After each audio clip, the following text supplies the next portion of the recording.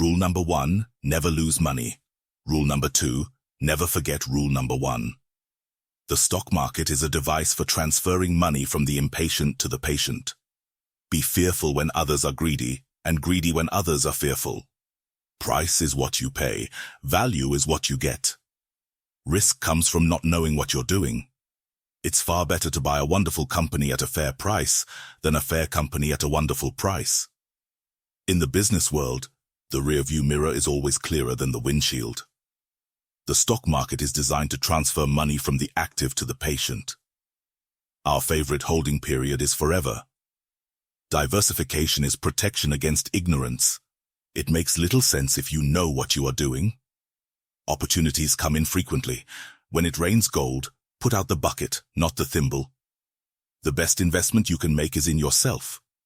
You only have to do a very few things right in your life, so long as you don't do too many things wrong. The investor of today does not profit from yesterday's growth. Time is the friend of the wonderful company, the enemy of the mediocre. It is not necessary to do extraordinary things to get extraordinary results. Wall Street is the only place that people ride to in a Rolls-Royce to get advice from those who take the subway. It is better to be approximately right than precisely wrong. I never attempt to make money on the stock market. I buy on the assumption that they could close the market the next day and not reopen it for 5 years.